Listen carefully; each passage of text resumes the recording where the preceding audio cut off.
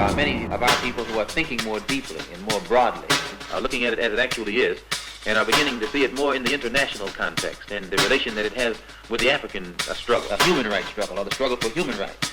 And as such, we can then take it into the United Nations. And bring about the freedom of these people by any means necessary. Hello family, this is We Charge Colonialism. We are an organization of Africans, particularly based in the United States, but really Africans who are a part of the global diaspora, who want to raise awareness that we in the diaspora, as well as us on the continent of Africa, are all being colonized by the same systemic white supremacy. The only way for us to really defeat this white supremacy is for us to come together and have a real effective way of dealing with the situation at hand. Now, one thing that we probably are never aware of is just how the individual buying powers that the capitalist system implicates against our people has really caused us to participate in our own exploitation many times. And one perfect example of this is the cocoa trade, because I'm sure a lot of you, like I have, and definitely most people do, we all like chocolate, right? I mean, we all eat chocolate. You might eat it casually, but I'm sure at some point you probably eat chocolate. The product of chocolate actually is one of the clearest examples of colonialism whenever you look at the fact that it's principally mined out of Africa.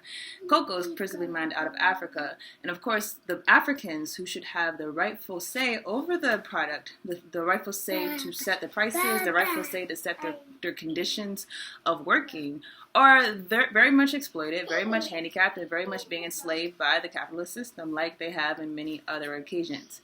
So I'm going to read from an article on WCC's website, drafted by or written by one of our members. It says, African workers fight back against parasitic corporations.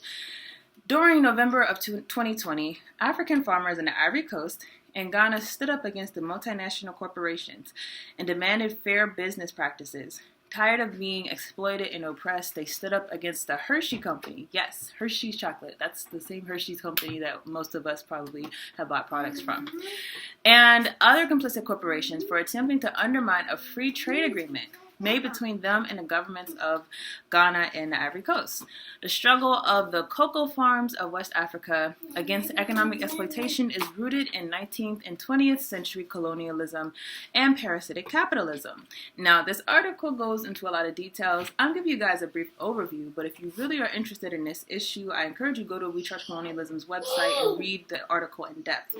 Now, just a brief history of the cocoa bean trade in West Africa. It says, the development of cocoa in West Africa has been linked to slavery and forced labor since the first commercial product in the late 19th century. Enslaved Africans were transported to Angola and the island of Sao Tome and Principe to work on the new cocoa estates. The Portuguese are credited for having first brought cocoa free trade from the Americas to African tropics as far back as 1822. Portuguese oversaw the planting of cocoa on the island, and it was not until about 1870, however, that the cultivation was undertaken seriously there. In 1893, there was no cocoa being produced in Ghana, but by 1911, Ghana became the world's largest exporter of cocoa beans, exporting 40,000 tons a year, reaching 200,000 in 1923, and it passed 300,000 in 1936. Now, let's talk about the dark side of this, of course. 2/3 of the world's cocoa is produced in the Ivory Coast and neighboring Ghana, while Hershey makes over $6 billion annually from sales. Close to half, approximately 48% of the population of the Ivory Coast and Ghana are living in poverty. As former European colonies, Ghana and the Ivory Coast have yet to broken the yoke of imperialism. In effect, both countries still serve as colonies for European corporations that continue to rape both nationals of their resources while profiting billions.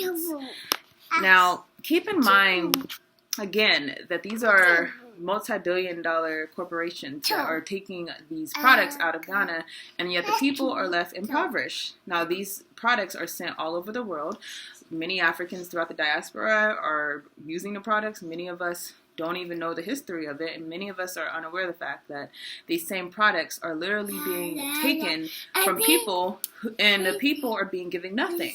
So it's modern day slavery in another context that we've seen play out historically, and we keep seeing play out inside of many capitalist industries as they seek to profitize off of our labor without actually granting us the human decency of even setting our wages with these types of things. So the question becomes, what do we do whenever we find out that something that we probably use day to day, or certainly week to week, is literally being used to handicap and to exploit our people?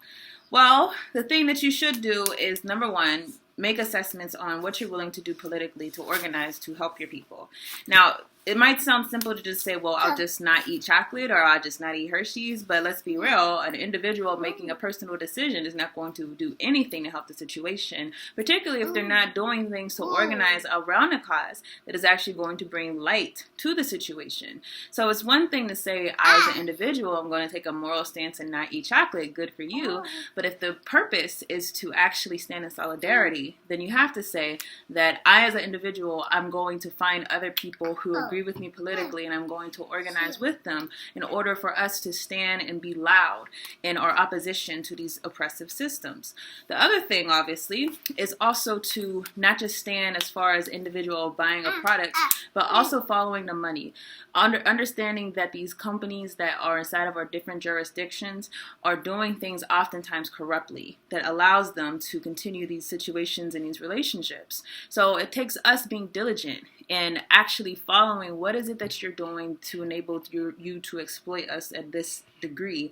That takes a level of organization as well, because we have to have the resources, and resources then it does not necessarily mean money. Certainly bodies, human beings who are willing to devote themselves to the cause, that is a resource in itself. And people who are willing to also give monetarily, that also becomes a resource. But we have to have the resources to address this system, and that only comes through organization. So what do you do when you find out that your product that might be your favorite product is actually being used to handicap and exploit you? I say what you do is you get inside of an organization. And if you're interested in joining this organization, you could go to wechargecolonialism.org. You can go to our website, and you could go to the part that says interested in joining, I believe it says. The link will be down below. And regardless of what organization that you decide to join, we hope to see you in the field organizing with your people and on the front of Black liberation. So that's all. We will see you in the next video.